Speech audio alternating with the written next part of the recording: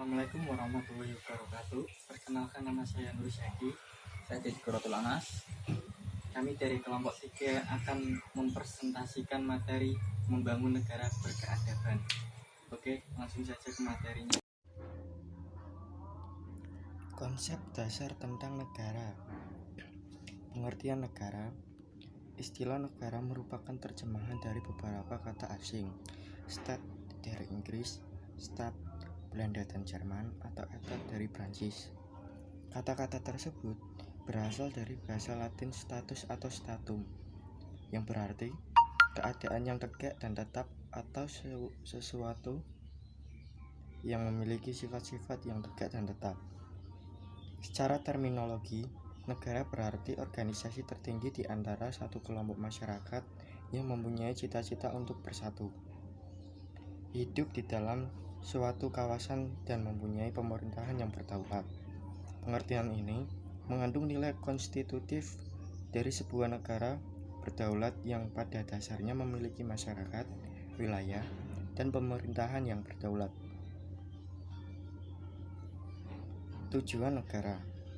Sebagai suatu institusi yang menjadi wadah bagi kehidupan manusia, negara harus memiliki tujuan yang harus disepakati oleh seluruh warga negara.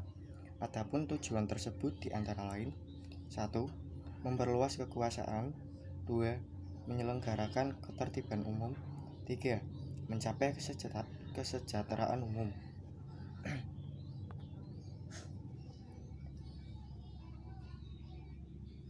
Unsur-unsur negara.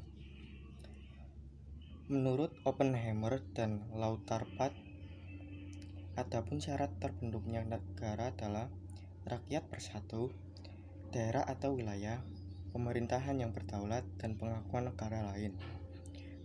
Menurut Konvensi Montevideo 9 Uruguay tahun 1933, unsur terbentuknya suatu negara adalah: 1. Harus ada penghuni seperti rakyat atau penduduk warga negara. 2. Harus ada wilayah atau lingkungan kekuasaan. 3. Harus ada kekuasaan tertinggi atau pemerintahan berdaulat. 4. Kesangguhan berhubungan dengan negara-negara lain.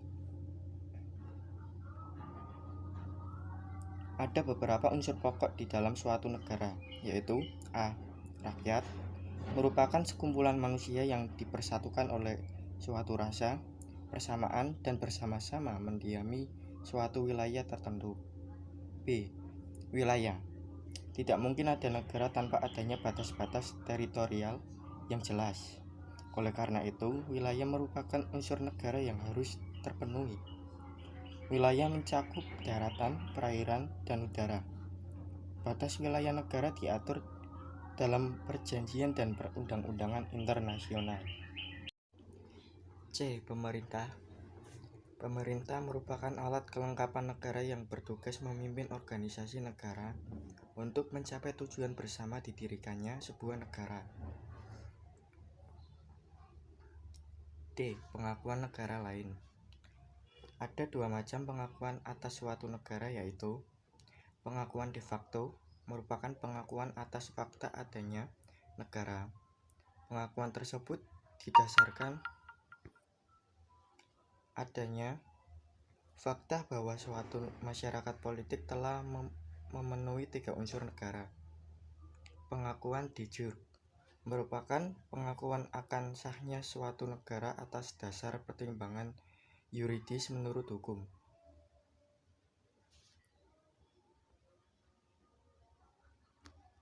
Kesimpulan: negara berarti organisasi tertinggi di antara satu kelompok masyarakat yang mempunyai cita-cita untuk bersatu, hidup di dalam suatu kawasan, dan mempunyai pemerintahan yang berdaulat.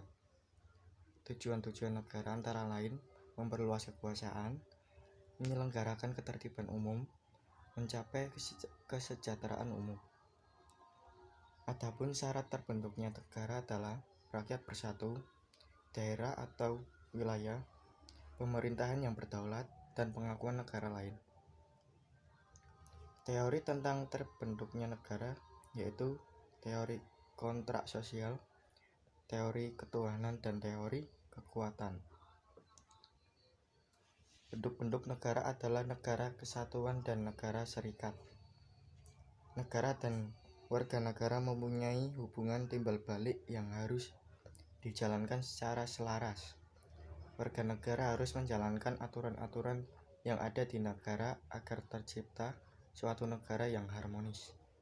Sebaliknya, negara berkewajiban melindungi hak-hak warganya dan memenuhi segala kebutuhan warganya agar warga negara dapat hidup layak dan sejahtera.